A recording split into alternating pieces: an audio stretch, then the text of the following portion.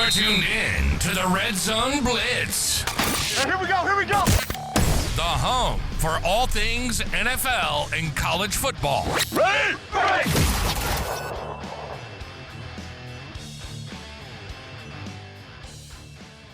It's a great day. It's a beautiful day in the neighborhood. Thank you to each We're and every almost one. there. We're almost there. We're almost in Pittsburgh.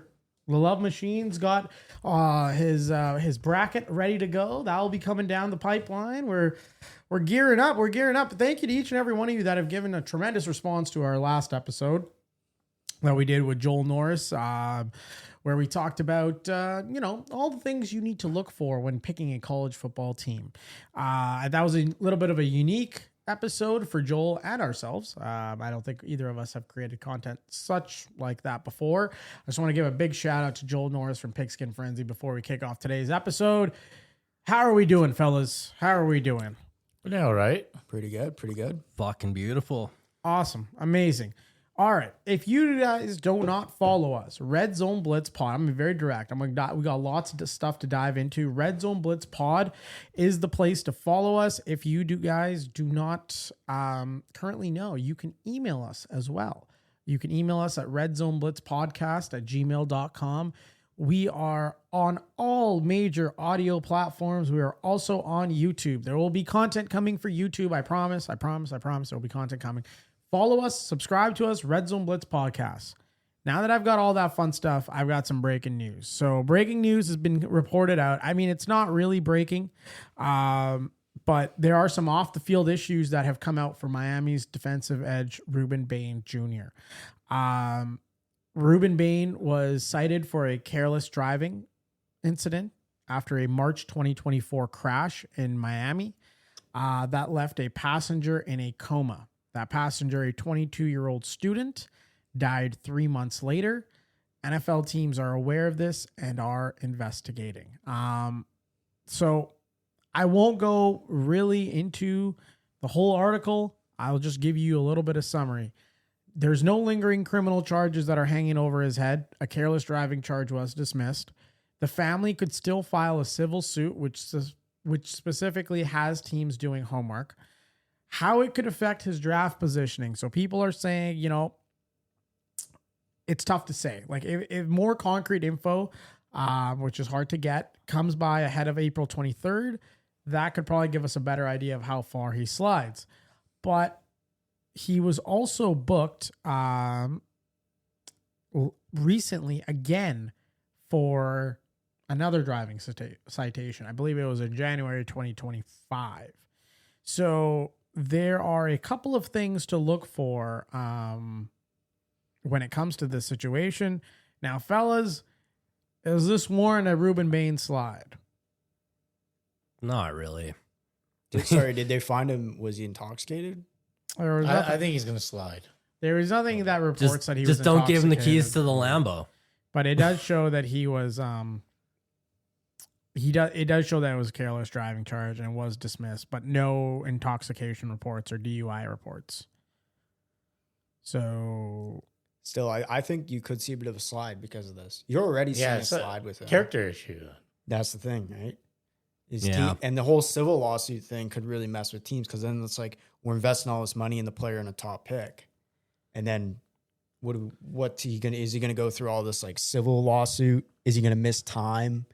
Miss some practice, some games, who knows? And just brings drama like just distraction that you don't need as a team. Yeah. yeah, well, the NFL has a lot of stuff going on when it comes to. We're gonna shift gears a little from Ruben Bain. We don't have much details. I just wanted to present that breaking news to you guys. We're going to shift gears a little. So apparently the Department of Justice has reportedly opened an investigation into whether the NFL has been engaging in anti-competitive tactics through its media rights deal.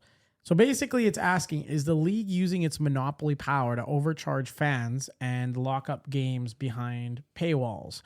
So let me walk you through, and then I'll take some pauses and we'll discuss. So the DOJ investigation centers on whether the NFL has been engaging in anti-competitive tactics through its media rights deal and potentially overcharging customers. So this story was first broken by the Wall Street Journal, and the NFL came out swinging in response. The NFL's defense, well, they're saying over 87% of their games are currently free on broadcast television, including 100% of the games in the markets of the competing teams. And they also back that up with a ratings flex. The 2025 season was the NFL's most viewed since 1989. Here's the thing. Just because people are watching doesn't mean the distribution model is fair. Those are the two different arguments. And I think the NFL is trying to conflate them. Now, question for you guys. Now, right now in Canada, the model is much different. The model is much different in the sense that you can go and do you get all of can you access some of those out of market games? No, you can't. You got to go through a third party provider. In this case, it's DAZN who holds the rights to the NFL. Now, DAZN, going by various packages, whatever you want to pick, however you want to do it, they go through and they charge you anywhere from, like, if you go monthly, like $30 a month, to if you do their 6-month package, $100 for basically the entire NFL season. Now you go down to the US, and this is in a range of, like, if you wanted to watch every single NFL game, you would be paying something upwards of like $800 to $900 a season for YouTube TV, Sunday Ticket, and that is where this investigation kind of holds. Is that fair? Now, my question to you guys is, there's the argument to be like, okay, well, it's cheaper in Canada. Yes, it's cheaper to get access to it.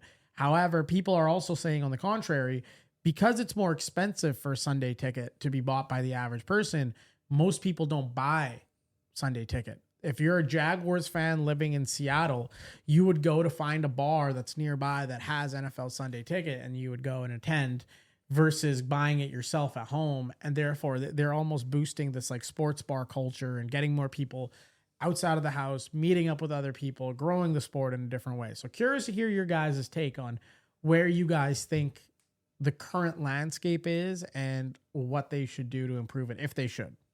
I just hate that you get all the streaming sites and they get the exclusive games. Like, because yeah, you got to buy Sunday Ticket, but then you got to buy Amazon Prime. If like Thursdays is Amazon Prime. Yeah. Thursday. It's not up in Canada. We still get that on regular cable.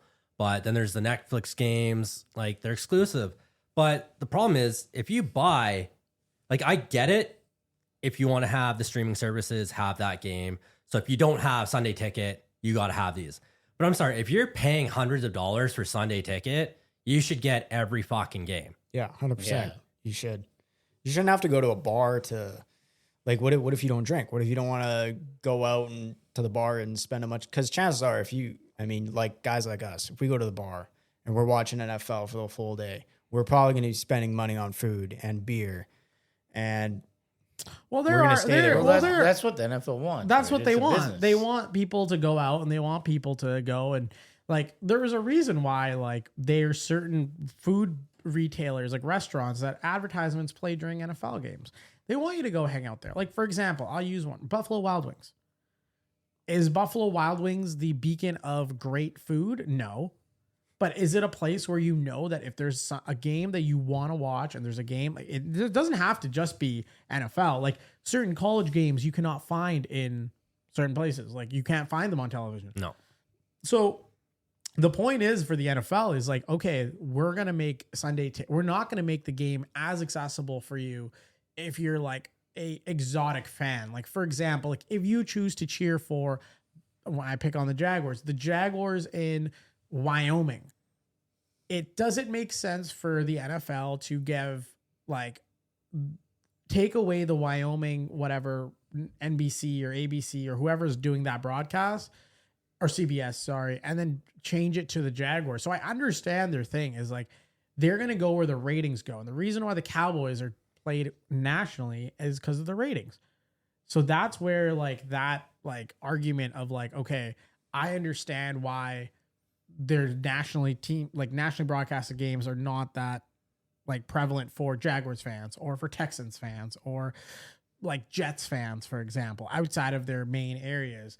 Now, my little bit of an issue I have is like, okay, like maybe we don't need to make Sunday Ticket $900 Yeah, we can that's a maybe little lo- ridiculous. Crazy. maybe we can lower it Yeah. down a little to like a point where it's like affordable, but it's that same kind of it's that same kind of fight. And I get not making it affordable.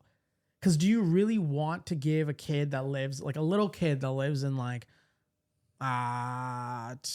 let's say that lives in San Francisco? Do you really want to have that kid cheering for the Jaguars? Or would you rather have that kid cheering for the 49ers? And would you rather have the kids in Jacksonville cheering for the Jaguars?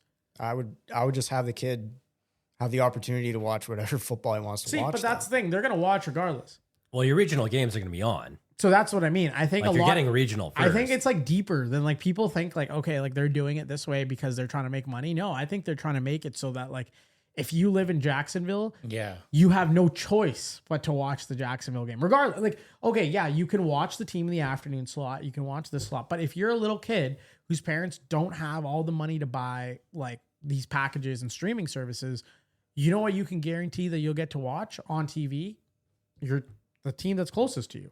That's how it used to be. Yeah, like teams did not have like you didn't have the access to go watch all the games. No, but in today's day and age of streaming and everything, like blackouts and everything need to go away in all sports. No, Like, it's you just- should be Yeah, I don't able agree to. with You black. should, especially be able when to, you're paying like as I cheer for hockey. Like I obviously have the NHL package, but there's still games like I go to record and it records on the wrong channel and it tells you it's not available in your region. I'm like, what the fuck? Why not? I pay for No, the NHL debacle is a much different and much but stupider. in all debacle. sports they still But have all those blackouts. sports are leading towards going to streaming. So That's it. I will wrap up this conversation in a little bit, but before I do, I just want to ask: there are rumors about Amazon Prime hosting the Super Bowl. Won't happen. Let's say it does. No fucking way. Let's say it does. Does that mark the end of this? NFL is for everyone. NFL is like it's the people's game. You're able to watch it with a satellite, or not a satellite, with an antenna on your TV. All that stuff. If it goes to Prime, The Super Bowl goes to exclusive. Like if the Super Bowl is exclusive Mm-hmm. on Prime, like I don't think it's going to go well. that for must be a lot of some viewers. payout.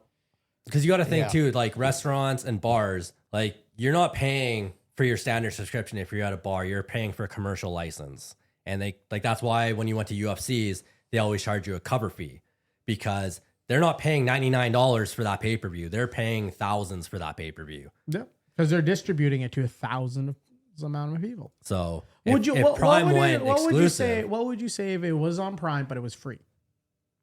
Like it was free to watch. Like you're able to log in. It just happens to be you have to have an Amazon account. I still don't.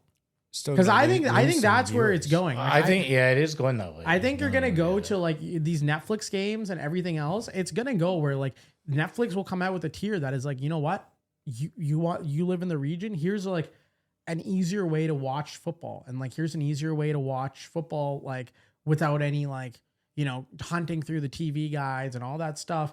It's free.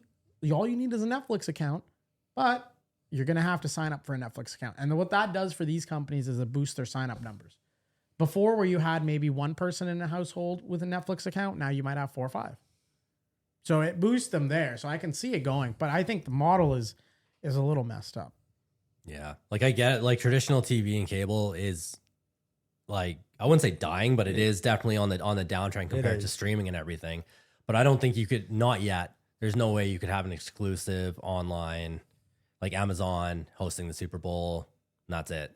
I don't like. Yeah, I don't see that happening because you're gonna lose like So some casuals. They're some casual fans. You're just gonna lose them. They're not gonna. A lot of people just want to watch the Super Bowl and that's it. They don't want to watch NFL, all the games. They just want to watch the one Super Bowl. Yeah, I So guess you might lose some fans that way.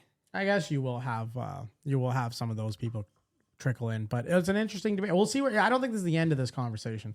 Oh, I no, think not just at all. started This the is just the conversation. start of the I conversation. think this is just getting started, but it'll be interesting to see where it goes.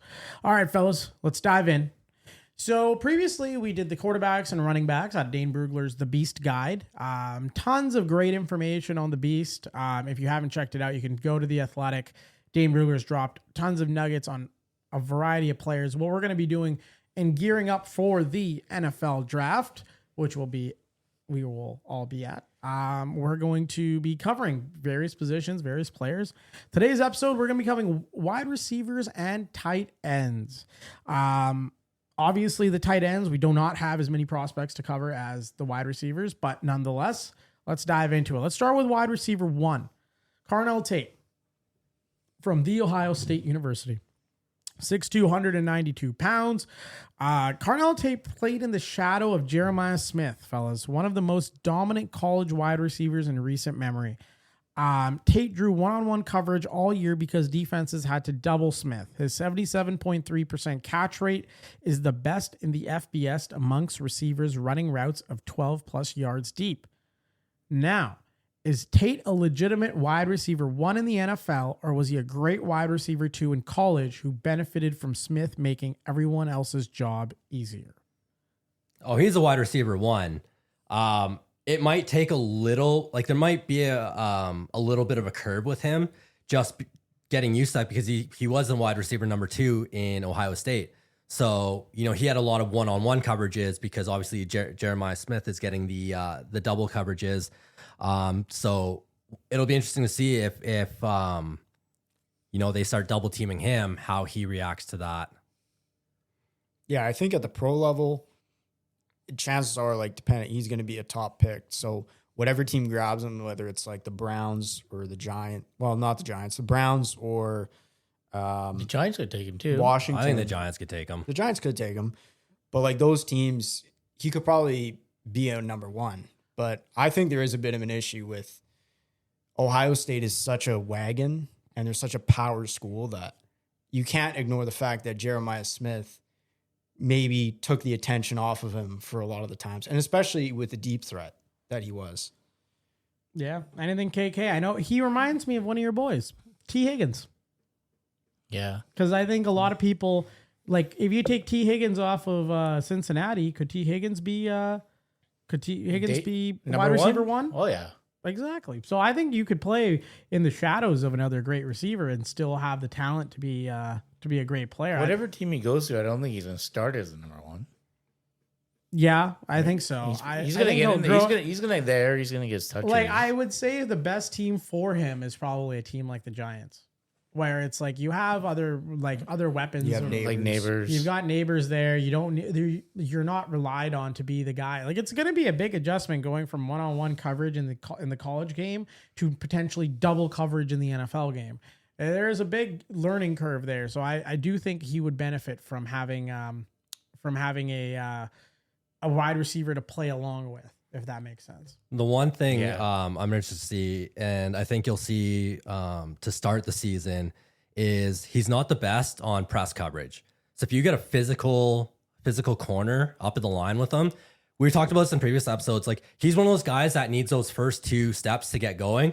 So if you push him off the line, that's going to fuck him up with his timing. So there's going to be a little bit of issues with that. So I think teams are going to play a lot of press coverage on him just to get in his head, just to get him off his game. But everything else, like he doesn't drop. If he gets his hands on a ball, he's not dropping it. He's got sure hands and he's got the catch radius. So like I said, I don't think he's going to be the wide receiver 1 to start. I think he's going to have to get used to getting the double team, playing on that press coverage. But eventually, like year 2, year 3, yeah, he's a wide receiver 1 for sure. I think so. I think he's the best one in this class. Oh, absolutely. Yeah. Best. He's by far wide receiver number 1. Now moving on to wide receiver 2, Makai Lemon. He won the Biletnikoff Award, given to the best receiver in college football. He's 5'11", not a Blazer, and Brugler said he doesn't have a pull-away gear. That award's been won by players who became NFL stars. You saw Devontae Smith win it, Jamar Chase win it, Devontae Adams win it, and players who also flamed out. Do you think winning that award at his size and athletic profile suggests him to have a career like Amon-Ra St. Brown, or is this a case where the award overstates what the NFL tape shows? How much hype can we give the award there? I think you give it pretty good hype considering USC wasn't really one of the best teams this year. Even at quarterback, their play wasn't great. And he was one of maybe the only bright spot on that team this year. So, but like thing that separates for him is probably his route running and a bit of his speed. Mm-hmm. His ability to separate. You know, we saw flashes this year where he can make that like insane play. He catches everything too, right? He catches everything, exactly. So I mean, you could even say that he might be ahead of Carnell Tate, depending on what teams find later. But Well, the main caveat on him is he spent a majority of his career in the slot. So Brugler noted that 27.8% of his 2025 catches came from outside the numbers. Teams are going to be drafting, like, I don't know, they've got him pegged in that 10 to 15 range. If you're drafting him at 13, like where the Rams are, you're paying first round money for a slot receiver. In today's NFL, is a slot wide receiver or a slot first wide receiver worth a top 15 pick, or is positional value still a real thing when it comes to how you allocate that first round pick?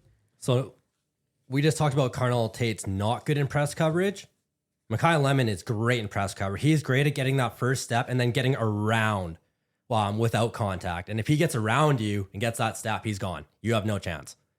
But just mentally, where's his head at? Because it was said in the combine during his interviews, like he bombed the interviews. Yeah, so he had a lot of mentally, where's he at? That's my biggest question. Like physical ability, Maybe making he did ability. that just for stock to drop. To Well, where that's what I said in previous. I mean, I I don't think think he guys just would do that.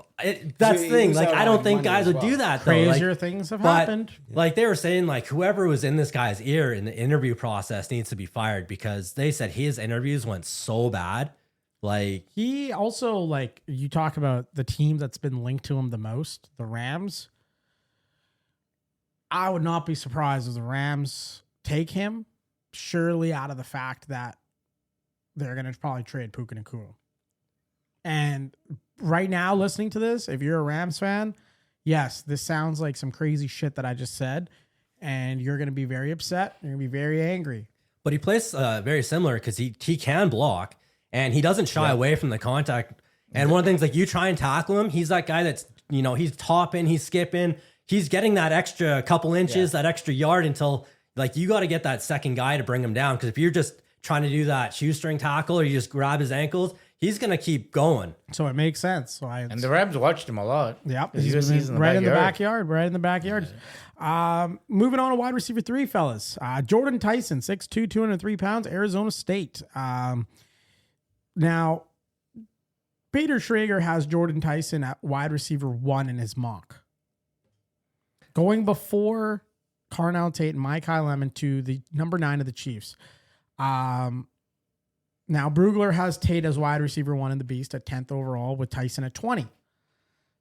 These two respected evaluators have flipped the wide receiver 1 and wide receiver 3 rankings quite drastically. Schrager says this is what he's hearing from teams. Insider intel. Brugler is a pure talent evaluator. When those two things diverge by 11 spots on the same player, which one are you trusting and why? I don't know. But with Jordyn Tyson, like I think Who would you rather trust? Would you rather trust the guy that is closer to NFL teams, insiders, whatever, GMs, or are you going to trust the guy that watched the tape in terms of determining where that position is? I like tape, man. Tape don't lie. Tape. Well, I think closer to the NFL teams. I think then you have closer the as inside well scoop because I of think like what they're thinking. I think like in this case it's like is Carnell Tate a better wide receiver than Jordyn Tyson? Yes, I probably think that might be the case. Now, why on earth is Jordyn Tyson being mocked number 9 by a guy so close to the NFL front offices? That might be because NFL teams probably know a few other things. And then we saw it with the Ruben Bain thing. We saw it with like, there's stuff that comes out about players. There's stuff that like teams nitpick and they find, and they have evaluators that go in and they go beyond just the tape, where I think that's where I would probably lean towards trusting a guy that like is so dialed in. But I think the tape definitely says Tate is better than Tyson. I tape wise, I'm not Tyson so sure. has a lot of injury concerns as well. Right? That's where In I his was going to history, go with. yeah. That's why I think Carnell Tate is clear wide receiver. Like Jordyn Tyson is explosive in the slot. He is money, and he's got wicked speed. He's a great route runner. He's going to shake off defenders. But it's that injury history, and he just like in his pro day before he even started off his first drill, he re-aggravating his the hamstring. Yeah, But as a route runner, Jordyn Tyson is the best in this draft. 34% of his team's games being missed in the last 2 seasons due to injury is tough. Now, I know you guys just spoke about it, but is there a difference between a player who gets hurt once and recovers versus one who keeps missing games? If they keep missing games, it's a bit of a problem, especially at the receiver position. And if you're having lower body injuries like like knees or ankles, then that is going to be a bit of an issue. I'd rather have my wide longevity-wise. receiver break his arm than break something or hurt something. Yeah, in his hit lower me body. up high so I don't Yeah, and don't hit me down low. I'd rather him like not injure his legs. Well, or the more anything. times you're injured, the more games you miss. Yeah. Right? It's going to catch up to you. 100%. Now moving this thing on, fellas. KC Conception, Texas A&M, 6 foot, 196 pounds. KC Conception just won the Paul Hornung Award for the most versatile player in college football. He led the SEC in receiving touchdowns and punt return yards. He played both outside and inside. He caught, rushed, and returned for a touchdown in the same season, something no A&M player had ever done. But Brugler specifically calls out his drop problem, multiple drops at both NC State and Texas A&M. Can a wide receiver who makes big plays and drops balls be trusted as a starter in the NFL, or does the drop rate eventually cost him targets? It's hard. Like you look at some of these guys, like we just talked, Carnell Tate doesn't drop balls. This guy drops. And it's that's easy gonna be ones. that's going to be the difference between But a first round pick and a second round pick. Yeah. But you also calculate NFL quarterbacks now. Some of them, they drop the ball right in your hands. Yeah, but Right, whereas if you look at some of college, his you might have drops, to move some to of go his get drops it. are right in his hands. It's like he's one of those guys like he'll go it. It'll be right here, right at your chest, but he's turning that split second too early, and it just goes right through. Yeah, or a lot of times, he doesn't trust his hands. He uses his body to catch, and boom, just bounces off his body, off his frame, and then that's it. I also love his versatility. Kick returner. Yeah, that's Needs to work big maybe part on of his the game. edges, but he can play. But even The with slot, the wide receiver out there. drops, like it's clearly his hands because he has a lot of double catches too, where it hits your hands and then you have to re-grab it because you're not catching it properly. So that's an issue. What's great about him, and you said he's so versatile, and I don't think it's a knock that these guys are great receivers and they can exclusively just play in the slot and you don't put them outside. Like obviously, you're probably not going to put a guy that's like 5'10", 5'11" outside because he's just going to get pushed and body is right off the line of scrimmage. But if you can get this guy in the slot, play action, move him around, put him in the backfield, he's a great asset to have. I think a team that would really benefit, is the Raiders early in the second round. If they take him and get Mendoza. Mendoza's great at throwing perfect balls to guys right at their chest. Be pretty hard to drop. One of the other things too, when we're talking about the catches, the double catches, and the drops, like I feel like he needs to have the ball like thrown right into that catch radius of like that he has, like right in the chest. Yeah. Because there's throws where he's facing the quarterback and he jumps. He jumps to make the catch right at his chest. Like you don't need to do that. You just just stick your hands up. But he jumps a lot. It's slowing momentum down as well. Yeah. Right? Or if you're gonna get drilled, man, especially in the NFL level, man, you jump and there's a guy coming for you, you're gonna get the life taken right out of you. Yep. No, 100%, fellas. What I like about all these guys is they're still all young guys right now. They're all 21. Yeah, they're definitely Lots of coachable. room for development. You can definitely develop. You can definitely coach them. So It's not a guy that's like 24, 25, where you're like, after a couple of years, they're getting older now. These guys are young. Yeah, no, there's They're still, definitely there's definitely kids in the coachability NFL. with these guys. And speaking of another guy that has that coachability, Omar Cooper. Omar Cooper Jr., Indiana national champion. Omar Cooper played in the same offense as Fernando Mendoza, consensus QB1 of this draft. More than half of his career production came in his 1 year with Mendoza. Brugler raised that point directly. The question I guess you have to answer is Cooper a legitimate first to second round receiver, or is this a chemistry driven evaluation where the QB made the wide receiver look like a first round pick? And now you spoke about the Raiders need to go out and get a guy. If a team drafts both Mendoza and Cooper, is that smart roster building or risky over reliance on a college relationship? That's a smart. two-parter. So That's smart because the chemistry. Give me the first one first. Is Cooper a legitimate first to second rounder, or do you think this is just chemistry that he had with Mendoza? He's legitimate because he can play inside and outside. What do you like the most about him? Outside, inside?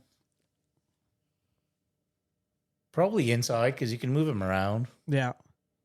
No, he's a hard runner to finish off because he's got such that strong lower base. Yeah. A lot of teams don't. When they were going up against him, it was hard to. Yeah, You give him the ball and play action pretty much anywhere on the field. He's also got, like, when he went to the combine and pro day testing, it was big, strong hands, so he can leap, comfort, and pluck anywhere almost outside his frame. He's number 4 in FBS and 27 forced missed tackles. So he does have the resume outside of just being Mendoza's number 1 guy. Now, I guess my question now is, are you the Raiders? He's sitting there with the Cowboys at whatever, 24, well, he's right before the Steelers, the 21st pick. So I'll paint it for me and Brandon first, because I think if the Steelers have this guy sitting there, they're probably going to take him. Possibly. If you're the Cowboys, you trade out of 20 to get the Raiders if the Raiders want back in? I don't think he's not like. I think he's a late first round, early second round. See, but, I think that's that's on a board. But I think if you're a team that you're like, hey, like now's our chance to. We just drafted his like college quarterback. Now's our time to go jump back in. Okay, let's say even if you were not, let's say you're 28th in the first round. Would you go if you're the Raiders and trade back in? And 28th is about right. Yeah. But one of the things that you mentioned his production between 2024 and 2025. So in 2024, he played more on the outside, and he was the deep threat. Mm-hmm. He was the big playmaker. Whereas 2025, they moved him inside, and he played a lot more in the slot. So he didn't have that big game, or sorry, the big play. But now he's working this inside, and like you said, missed 27 missed tackles. So once he gets going, he's shifty. You're not getting him on the ground. So I think that needs to be mentioned. The difference in the 24 to 25. Yes, it was Mendoza, but it was also going from the outside almost exclusively, and you're the big deep threat. And now you're on the slot. You're getting used more. You're getting looked at more. And he's just shown that versatility. So I think you can put him on the inside, and it shows he can be that big guy on the outside, big play guy on the outside. But if that's the case, I almost feel like he would not be a fit for the Raiders, because they don't really have a solidified number 1 on wideout. So he benefits from having, the big wide receiver outside, and then you just move him in the slot, and he can take the little hitch route, curl to the outside, and make a play out of it. That's why I think he's perfect for Pittsburgh. I think he's perfect. I think that's the perfect place for him. Yeah. You have DK out. You have DK. Pittman. You've got Pittman there. You've got 2 guys that are solidified NFL wide receivers. You need a slasher receiver that can coach him up. Like, I think a lot of this is his ceiling is very high. Like, they can coach him up to be like, okay, like this is what you got to do. Here's where you can cheat. Here's where you kind of got like a little wiggle room to do this, that, and the other. And I think you hide him behind like 2 to 3 other guys that have done it before. 100%. I think you can do it. I also have a team marked. If the Chiefs don't go for wide receiver number 1 with their number 1 pick, I can see him going after Cooper with that second first round pick that they have. Because like they can hide him behind a Rashee Rice, Xavier Worthy. They can add him in, and he doesn't have the pressure to be number 1 or even number 2. See, that's perfect, because if you have Rashee Rice and you have Xavier Worthy, because Xavier Worthy is your deep threat. Yeah. He's your speedster on the deep threat. And then all of a sudden you've got Cooper Jr. on the inside in the slot. Like, there you go. It's things are happening. You heard it here first. Red Zone Blitz podcast. If you don't follow us, reminder, follow us. Red Zone Blitz pod on all the socials. Moving on, fellas. This guy, they call him the touchdown machine. Denzel Boston out of Washington. 6'4", 212. Guys, he's just a machine in the red zone. 14 of his 20 touchdowns last year were inside the red zone. He's 6'4", 212, vacuum hands, and a my ball mentality in the air. Now, he does have, as Brugler says, mediocre speed and lacks suddenness out of breaks. He will struggle creating separation, and man coverage. Is a 6'4" red zone specialist who can't separate, worth a first-round pick in 2026. No, I think he's a second. He's a second, but it's a good pick in the second round. The only way he's going first round is if a team really needs that kind of fit. Like a big guy that can get you the touchdowns in the red zone. I think if you're a wide receiver needy team and you get desperate and you're like, okay. Someone like Buffalo. Yeah. Like you're like, hey, what the hell? Who cares? Let's add in a prospect here. Or you're a team that has multiple picks. I think if you're a team that has a lot of draft capital to spend, you can go out and you can get a skill guy like him. But if you've only got 1 first round pick and you've got glaring amounts of needs, Cowboys, they have 2, but they have lots of glaring needs. You can't go forward and use this pick on Boston. Sorry, buddy. I'm going to keep it brief and short with you. The Cowboys don't want you. Okay.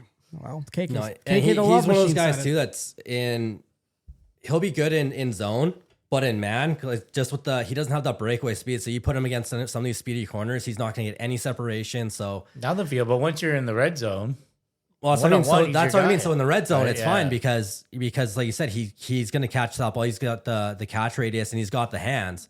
He's got the length. Like got he's the going to strength. make the catch. That's not the issue. He's not going to get separation. He's not going to get yards after the catch. Like, well, not yards after the catch, but because he will get yards after the catch. He's another guy that's violent. but he's not a guy that's He going to wants the break away. contact. He's going to run through you, Yeah. but he's not going to break away from you. That's what I was trying to say. It's also like worth noting the wide receiver room he was with the Huskies too. Adunze, McMillan, Jeremy Bernard, who transferred to Alabama, and then Jalen Polk. Like, we might not have seen the best of Denzel Boston yet. Yeah, he was sitting because behind of quite a bit. Yeah. all of those A guys. little bit of a right? log jam over and there. he was loyal to Washington, right? So it'd be surprised if he's on, like you said, late round pick on a team that needs a red zone or a red zone threat, big body on the outside. And Washington obviously is another team that they don't have like the stud at quarterback. So it's not Yeah. like he was playing with the second coming of Patrick Mahomes. He was playing with like a, not the best quarterback in that position. So wouldn't rule him completely out. I don't think can he turn his game into something else? Yes, obviously, with the right coaching, with the right, quarterback throwing him the ball, of course he can. But as of right now, as of the tape we've seen, and you pit him up against the rest of the draft class, I think he's probably, I would say, late first, most likely a second round pick for my end. That's probably my appetite. As Brandon is I nodding think his it's head. early second. And you mentioned him, Jeremy Bernard. Let's move on to him. Wide receiver 7 in the beast. 6'1", 206 pounds. He boasted the fastest 3-cone time of any wide receiver at the 2026 NFL Combine at 6.71 seconds. Now, the 3-cone, for those of you that don't know, is a definitive change of direction test. Brugler says his field speed he doesn't have pull-away speed. How do you add those two things together? Like, is a 3-cone a better predictor of route running quality than a 40-yard dash for a receiver, or is raw speed still the most important thing that you look at when it comes to the NFL receiver? I don't really look at raw speed that much being a factor. I mean, Well, you could be really seen- fast and running one Route fucking running is the big thing with Cohen. You can run in a straight line. I don't know if that's going to help you. Yeah, like the 40-yard dash for me for receivers is like your home run guy, your big play, Yeah. your deep threat. You obviously want the Speed 40-yard shooter, dash because you're running in a straight fucking line. Yeah. there's a lot of guys But that's all they That's can all they do. Yeah. Yeah. And If then you're that's running in a what straight line, then the 40-yard dash means. But the thing is, route everything, running but- because you want those guys that can get you that first down Yeah. over and over again, right? Well, it's also catch a like- ball. and it's like how precise the route is, right? Yeah. Like if you're running 7 yards up and instead of 8, that's a big difference in the NFL, right? Yeah. With him, he's weird because he doesn't have like a strength that sticks out. No. Like he's good at everything, but that's it. He's not excellent. He's not exceptional. He's not the best at anything. He's just good at everything. That's why he's probably not your number one guy. He's No, probably he's number he's, two, he's a three 2 or guy, 3, right? depending on who's ahead of him. Yeah. But he's versatile. He's worked in the Wildcat, the jet sweeps, the motions, the screens. He's a blocker, man. That guy. If you want a wide receiver that can block, this is your guy. So he's basically probably one of your He's top utility all-round guys. Like he's a utility guy. You're gonna move him everywhere. He's gonna be in the motions, the screens. Like He might not be the best at speed, but if you watch the tape, he's great at creating separation, and then he's got great hands. oh, he's got great hands. I think he's going to be good, guys. That's what I mean. He's good. Like, I he's think- just not. There's no flashiness in his Like, game. That's what. there's Yeah, there's no Carnell flashiness. Tate. There's no He's in it sexiness. already. He's just a solid guy. He's that not you going to plug go in as your I second, third don't receiver. think He's gonna get you the short, ugly yards, ugly Yeah. catches. No one's But without the he's fanfare. more of your 3-down receiver because he can do everything. I Block. say give him 2 years in the catch, run. league. He's probably going to be a household name in fantasy football when it comes to usage and Yeah. different Yeah, scenarios. amount of receptions. Amount of receptions, the PPR, PPRs, yeah, PPRs. I could you. see him getting a lot of touches. Like Kind of reminds me of the way Debo Samuel's used. yeah, like you can look Right, at all over the Debo. field. You can use even guys that have come out and started off late. Like St. Brown didn't come out and wasn't this coveted Yeah. guy in the draft. Like he came out after. It took a while for him to build up and build up. Eventually, he became it. I wouldn't be surprised if this guy is like a bona fide number 1 receiver eventually down the road. Like he's very good at being good. And I think when it comes to reliability in the NFL, which team wouldn't want that? Like which team would like out there, any 32 teams wouldn't want a reliable receiver.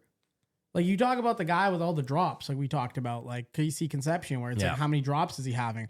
I rather have a guy that doesn't do anything like really crazy good and then really crazy bad, like a drop, and then have a guy in the middle. Yeah. Where it's like, the big thing with him is consistency, right? That's, I mean, he's gonna be good consistent at everything. but that's it. He's just good. Exactly. Speaking of a guy with probably go Google Chris Bell, Louisville. Let's move on to the next one. Go Chris Bell, Louisville. Yeah. Like he has he is built like Very emotional receiver. well, he's built like a fucking Tonka truck. Like he is a physical guy, and he's got the build of like I remember when they got Metcalf's pictures out before when it was shirtless pictures. This guy is large. He likes to talk like Metcalf too. Yeah, muscular frame, proportion, bulk. His story really, he was cut from his freshman high school football team. He joined the band so he could still watch games.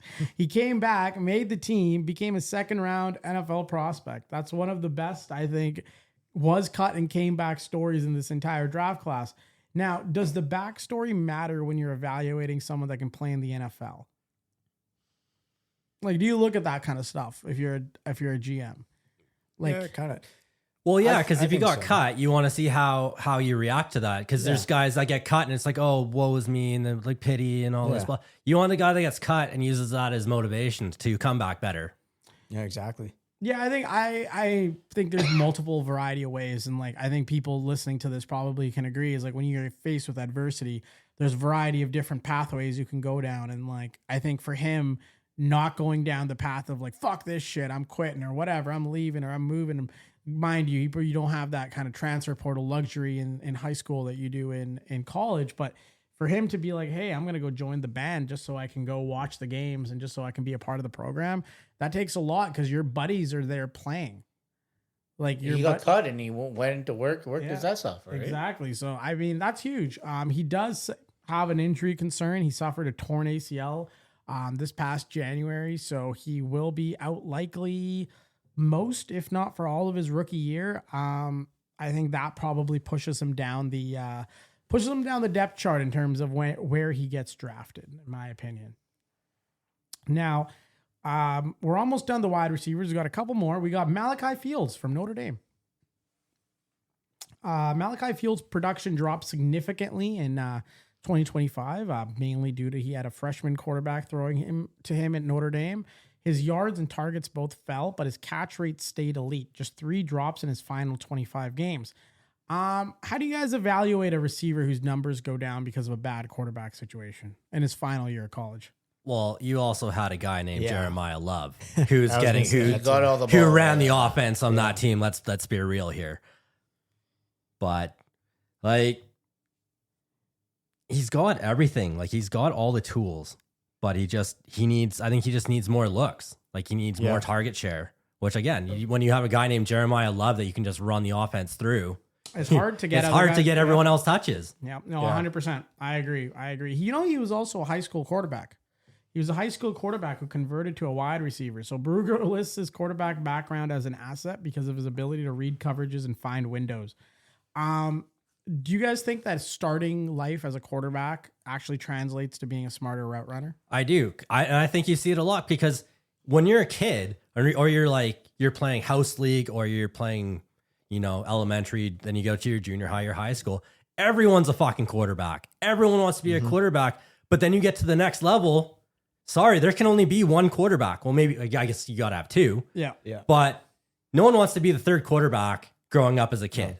You don't even want to be the second Because you want to be on the fucking field. field. Yeah, exactly. So that if you're a quarterback, all of a sudden you can come up and be a receiver. Yeah. When you're standing up on the line and you're looking at the line, you can almost guess the coverages, and you can kind of tip that off to your quarterback too with your hand. That's when you see like hand signs go up and everything. Someone's tipping you something.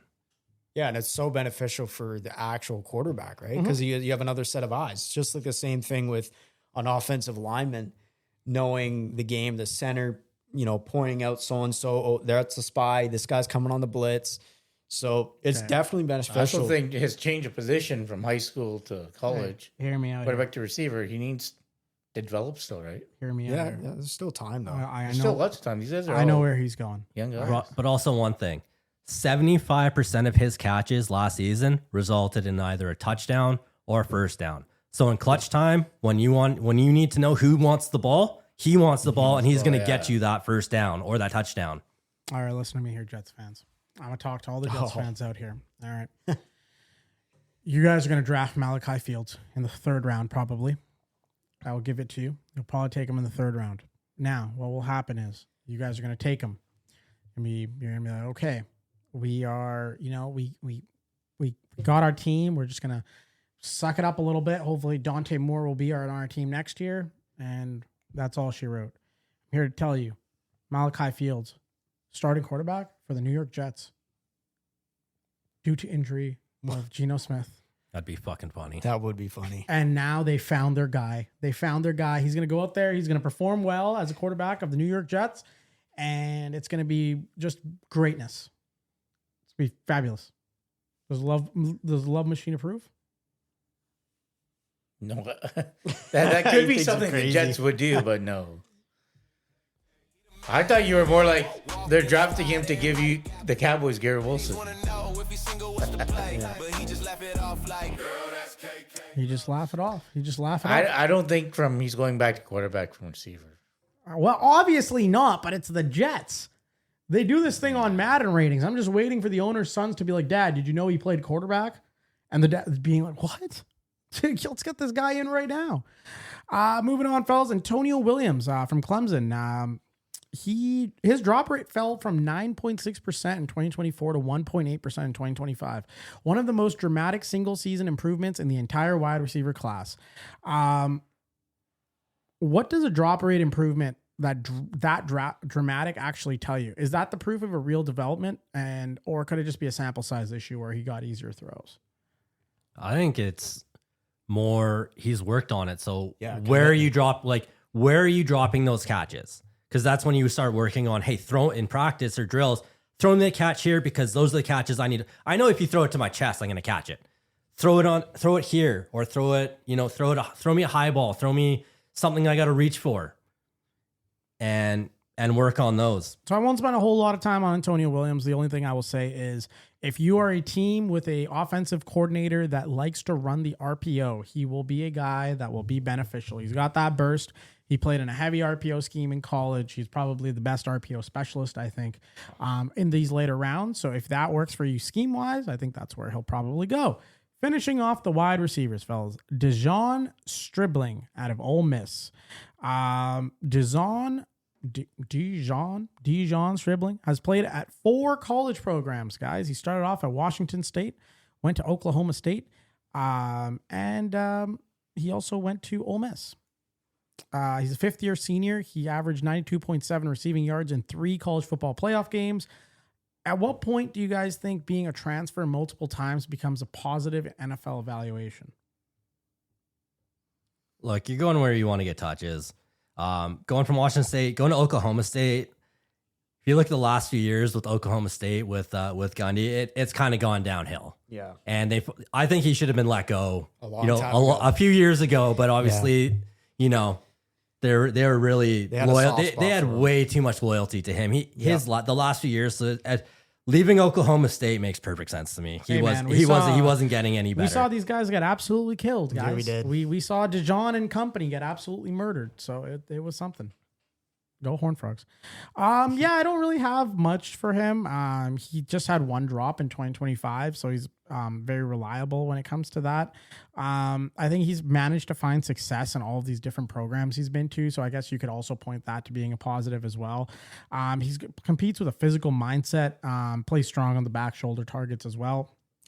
I think he's another late second, early third, mid third. Fast for a big guy, 4.36 at the 40. Yep.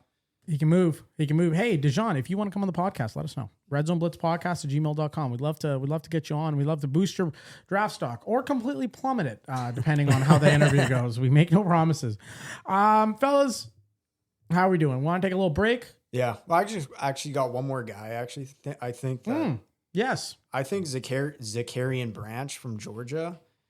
just because of his size, he's like what 5'8", 5'9". But short king. He ran a sub 4.4 at Georgia. He was a great deep threat on the offense. I think he could be a great late round pick, maybe third or fourth round. Great If a team could utility pick guy. him up, if a team could pick him up in like the fourth or fifth round, I think it's a steal because you could even put him as a kick returner too. Yeah, utility guy. Love it, fellas. Love it. You guys need a little break before we go in the tight ends, or you want to rip right through to the tight ends? Let's rip right through. All right. Okay. All right. I guess we're ripping right through. We got to start with the big dog, Kenyon Sadiq, Oregon. Man. Okay. He grew up in McMahon, Idaho, population 825, by the way, fellas. Listen, Sadiq ran a 4.39 40-yard dash at the combine, the fastest tight end since at least 2003.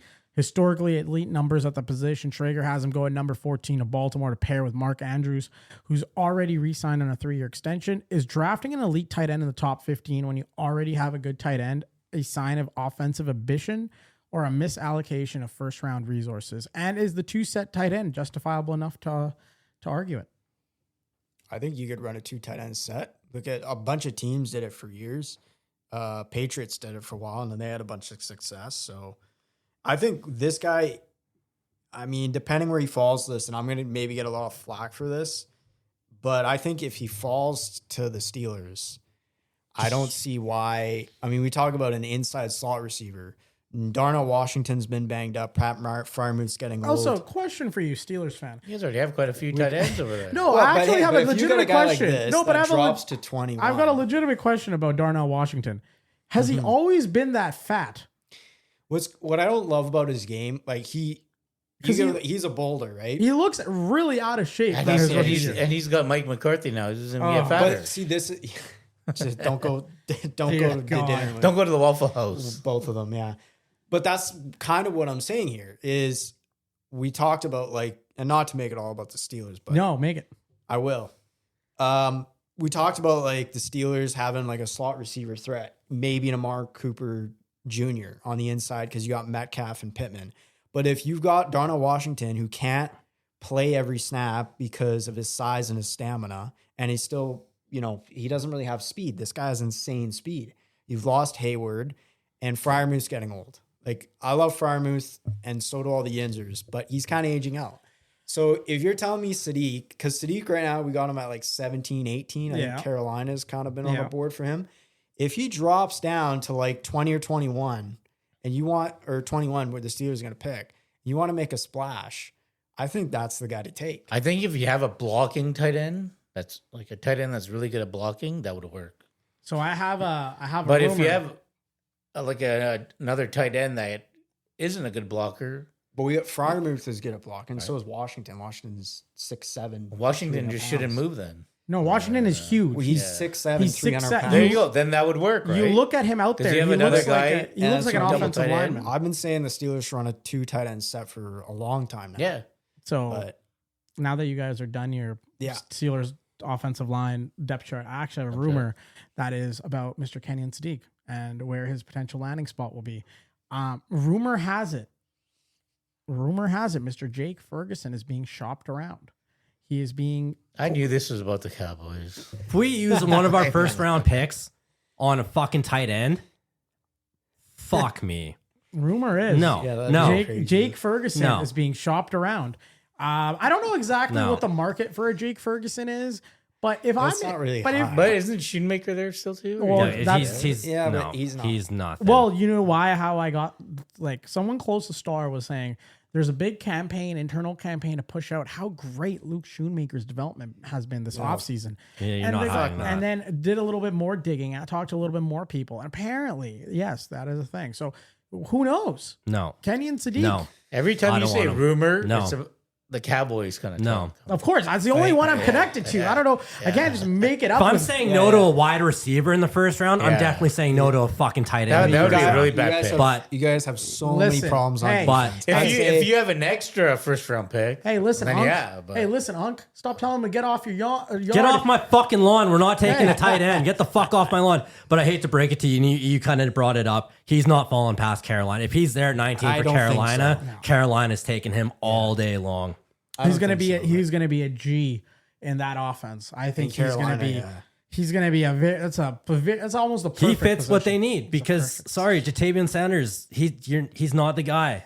And It's a good fit, but I would hate for his career to go down the wrong path. Carolina, ruins his career. this is the best thing for Carolina though, because you're getting a guy. He didn't grow up in a big fucking city. He didn't grow up in like a bustling part. He grew up in a town of 825 people. And he played in Oregon, so And he played in doesn't Oregon. know playoff success. Well, yes. Sorry, Ducks fans, catching a stray here.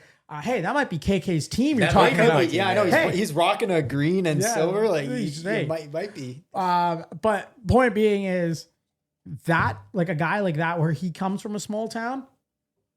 Check me up. There's something about tight ends and quarterbacks from small towns that I just like. I look at normally I could give a fuck where the guy is from in the population size, but I'm like, hey, you're like a real meat and potatoes type of guy. Well, because they grew up on the fucking farms, man. Yeah. They grew up on the farms. They're used to doing hard work as a fucking child. So he's gonna get lost if Dallas picks him. yeah. Right? He's gonna the one trip to Bucks Wild, and we're gonna lose Yeah, Mr. he- Sadiq yeah. forever. It's gonna be, it's gonna be bad. We're gonna have a guy never made it. They put like do they even have what do they have in McMahon, Idaho? Do they have I hate to break it to you. I don't think they have a strip club. well, not a strip club. I was They might have one. They have a stripper. Yeah. Just don't have a strip club. I was gonna there. It's in the Bannock County of Idaho. Okay, like is there a restaurant? Okay. No, it's fucking Like, potatoes. Do they have like I'm trying to see if they're like a fucking fast potato food fields? Like when you go to Nebraska and all you see is fucking. They could have a cornfields. McDonald's. like I'm sure they got a McDonald's. they have an A&W. That's Out even of better. all the places they have they do not have a McDonald's.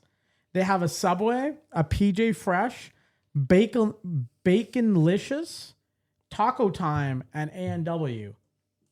That is what they have. If you are a football player that is playing at what's the high school in McMahon, like what could it possibly It's be? probably McMahon. Like let's see, it's probably like McMahon High. That's probably what it is. I mean, I get like, do they have a high school there? Like, where did Mr. Sadiq go? He went to Skyline.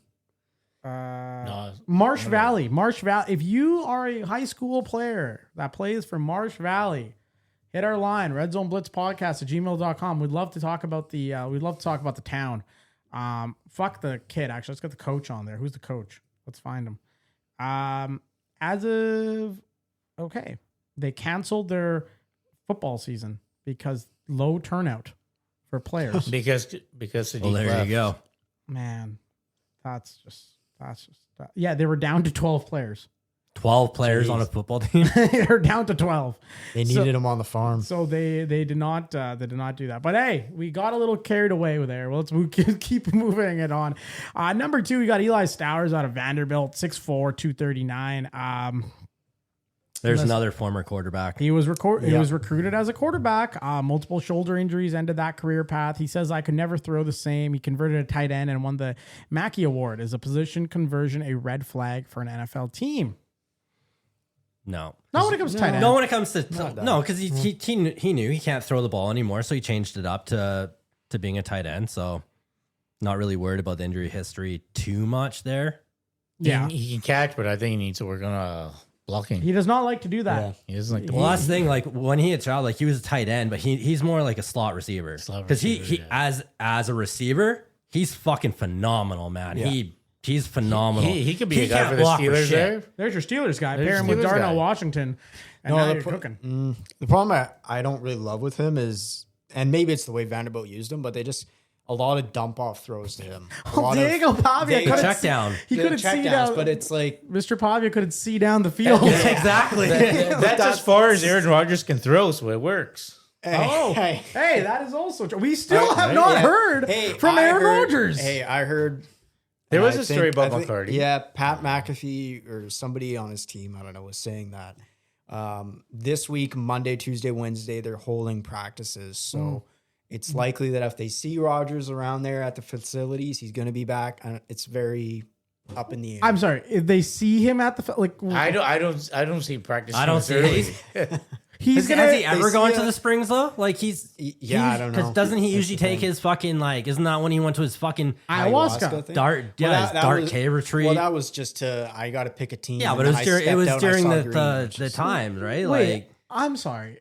It's the middle of April, and Aaron Rodgers is going to leave his California probably beach house to come to Pittsburgh to show up at the facility and do what exactly? 'Cause he's not throwing.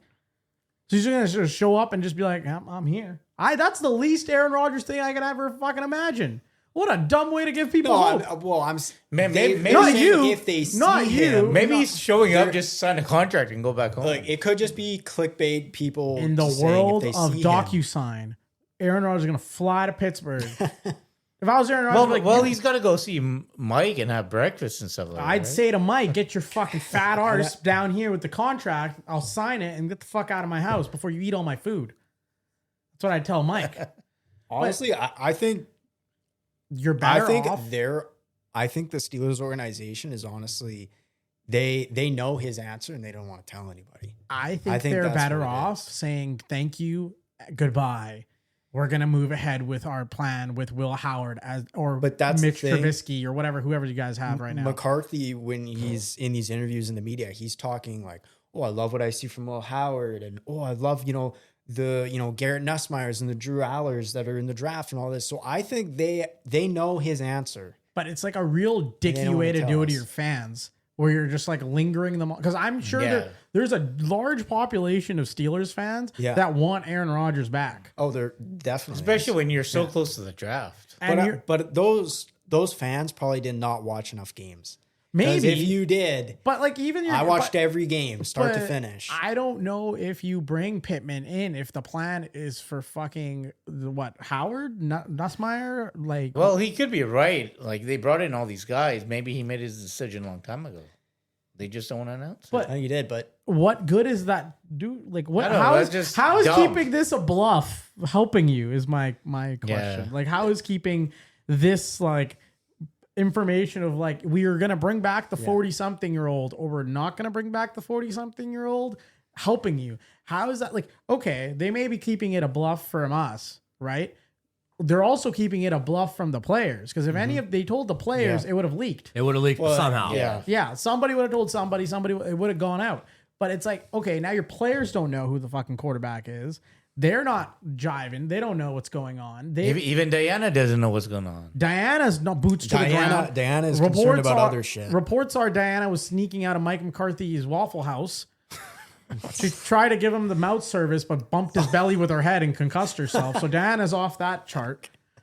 But didn't you say I'm going to make my decision Before the draft. Before the draft, with Within it. plenty of time. So this is it. This is Yeah, we gave The him next few we days gave is him an it. April 1st deadline. He's fucking 12 days overdue. yeah. It just looks bad on every party in this, though. We're a week away. Yeah, we're a week away. But like I said, So we'll see if this happens what's in the next changing few because days, you right? got the weapons, you added. We fucking like We like beat the punching a shit. dead horse, man. Yeah. Like you've Yeah, got the I know, weapons. it's- You went and improved the team. What the fuck are you waiting for? He's probably waiting to surprise everybody at the draft. He shows up. Just shows up. It's not Roger Goodell, it's Aaron Rodgers. I've officially retired, and my new gig is at Jeopardy. As a way to prepare for my new gig on Jeopardy, I will be hosting the NFL Maybe there's draft. a deal in place where Steelers go all the way up to number 1 and take Mendoza, and Rodgers is the one announcing. KK? He wouldn't take the That'd spotlight be away from storyline. himself. KK, there are going to be people actively asking me what type of drugs you're doing. I hope you're ready to answer. They're going to be active. They're going to be actively in the inbox being like, I want whatever KK just smoked with that Mendoza trade. Yeah, he's got Okay. Ricky Williams' stash. What would, okay, hypothetically, what would it cost to go from 21 to 1? We're sorry, folks. We're A lot really of getting picks. away from we were supposed to talk about the tight ends. That's okay. The folks can wait. What would it cost? That would cost them the 21st, obviously. It'll cost him another first. Another next year. first next year. Yeah. Maybe another one next No, it's not 3. Really? Mendoza's not worth 3 firsts. Yeah, I think in a world where A Miles. roster player. Where Miles- Young roster player. Okay, so like 2 firsts and I think Patrick Queen gets thrown in there for fun. Everybody hates Probably him. 2 roster players then. You guys throw Patrick Queen in there. Darnell Washington, you are officially a Raider. Congratulations, buddy. Have fun blocking whoever they're blocking. But that would be wild because could you imagine the Raiders then come back at 21, take Ty Simpson, and he has a better career than Mendoza in Pittsburgh? That'd be hilarious. That would be. That could happen too. Look at this. That could happen. Hey, come on now. All right, fellas. The next tight end, Max Clare out of Ohio State. Ohio, like they did it. Everybody. They did a good thing here. Ohio State did with their program because they've got a lot of guys going to the draft. Max Clare went from Purdue where he caught 60.8% of his catches, or that went 10 plus yards, to Ohio State where that dropped to 39.5. He didn't get worse. I think he just had Carnell Tate. And Jeremiah Smith. Is a tight end whose production dropped at Ohio State because of target competition actually a hidden value pick? I think he's a sleeper pick just because of how little targets he got because he behind Jeremiah Smith and Carnell Tate. But if you watch some of his catches, man, he sticks that hand out, that ball sticks to his hand. Like he's gonna make those catches. He's great. Like, we're doing tight ends, but the first three guys are all receivers. Same with this guy. I mean, he can block, but he's not the best at it. But if you watch his catches, man, he makes some sick catches. He gets open because you've got everyone's watching Jeremiah Smith, Carnell Tate. He just kind of stands there like, hey, look at me. I'm open. And he gets the ball. Yeah, so he'll benefit on a team that has like, I don't think we've seen, like, he's got a great, like, you know what his floor is. I don't think you truly know what his ceiling is because you haven't. I don't think you've seen his best football. No, and that's why one of the guys says he's going to have a better pro career than he had in college career just because of where he was on the depth chart on who gets touches. Yeah, damn. Yeah. I think he's going to be good. Fellas, I've got one last one, and I think he's my favorite out of these deeper sleepers. Any guesses? He's got the best name. Justin Jolly. North Carolina State. Check this out. He was recruited as a 190-pound receiver. He's now 241 pounds and has become a tight end. He led North Carolina State in receptions. Brugler compares him to Jonnu Smith and says he's more Robin than Batman. In the modern NFL, is a converted wide receiver to tight end automatically more valuable than your traditional inline tight end because of the receiving versatility? That's a lot of fucking weight he gained in those 4 years. Yeah. But same thing, like his hands are a receiver. Yeah. Like he's got great hands. There's another guy that's going to make the circus catches, the one-handed catches, the diving catches. But in today's day and age, like, you ask for a tight end to do so much at a receiver position, more so than an offensive line position, right? You don't really see a lot of these guys getting on the line and blocking. It is beneficial. The way that the game is going nowadays is so much heavy passing. Like we can see running backs. But it's also looking at getting a lot of teams probably have that blocking tight end, so now they want the receiver tight end. Yeah. Yeah, no, I like him. I think he's going to be a little fun. Like you talk about, like, when you're week 14 of your fantasy football playoffs and you need a streaming tight end and you see Justin Jolly and he goes for 30 points because he just caught everything that 1 week. I can see that down the line. I'd like to see his usage because he was a wide receiver. He knows the routes of a wide receiver, but because he's a tight end, he gets used predominantly in the hitches, the curls, the slants, the ins, outs. But I was watching tape. The one time they showed he ran a wheel route, he was fucking gone. No one paid attention to him. He had the entire, like, he could have walked that route and he would have fucking caught the ball and he would have walked in for a fucking touchdown. The problem with him, because he's so used to getting these short yard passes, is he gets contacted right away and he goes down on first contact. So he's not getting your yards after the catches. He's not breaking away from anyone. No one's missing tackles on this guy. So he's a short yardage. But I want to see some more of those. I want to see some more of those wheel routes. I want to see him go up on a post or a corner and see how he can handle those. Because a lot of it's, like I said, it says here 66% of those catches were 9 yards or shorter. I mean, you could see the transition back to receiver then if he can't, like, you'd have to lose a little bit of weight if you want to go back to being the true wide receiver. Heightened analysis, and a lot of people have been wondering why I've been holding off on the soundboards. With that heightened analysis, a lot of people probably don't know that came from Brandon the OG. Brandon the OG. Texas in his blood, you can see it when he speaks. From the Longhorn steeple to the star on the screen. Big talk, big heart, he the captain of the team. Brandon Yeah, that was great. That was Haven't great heard stuff. that one in a while. I know, It's I've always been- just been KK's Love That's right, Machine. KK's Love Machine. I also need to make a different variation of KK's Love Machine. I'm thinking of doing like an Afrobeat one where it's like Bad Bunny inspired, and we can just get some big thick Latinas on KK for the music video. It's beautiful. I know where we can find those. Oh, Chicas. and just Chicas! your neighborhood Vegas establishment where all things are just only a step away. We're waiting for the deal, Chicas Bonitas. We're waiting for the deal. Hit us up. We're excited to do a brand deal. It'll be great. We'll have a custom We could merch. travel you around to Idaho Yes. and let the There's good folks of Idaho Falls. There's a potential expansion opportunity. There are 12 football players that don't have a place to do. They could do a great job doing like work in the kitchen. Could you imagine? What were you got doing? no word done. What were still those potato farmers from Idaho when they see the Chicas Bonitas lineup roll in? It's gonna be just Ola's all around. Ola's all around. All right, fellas, that was solid. Fellas, anything else to add before we wrap it up for the episode? No, I think that's all I got on them. We are dropping content like it has never been dropped before. Once again, if you are not following us, Red Zone Blitz Pod on all the socials. Give us a follow. You know what? Brandon maybe Brandon will kiss your baby if you follow us. The fuck is with you and kiss? No, I'm kissing babies. He's going for president. Welcome to the club. We are running a campaign solely on kissing the Only babies. on kissing babies. Yes. In all seriousness, though, thank you to each and every one of you that have tuned in, that have liked, that have written back to us. To the one guy that keeps telling us we have no balls, fuck you. Yeah, that's a weird thing. I think if you've listened to us, I feel like that's the one thing you can't say to us because I'll say whatever the fuck I want. it's I know you'll say whatever the fuck you want. Matt, you're gonna say whatever the fuck you want. KK, you got any filter? You're the oldest one here. Fucking Mr. Gen Xer. What to that guy? yeah. To anyone. Hey KK, what's your message to the guy that says we have no balls? Give him a message. Go ahead. Why is he always hiding from it? Why Why are you hiding?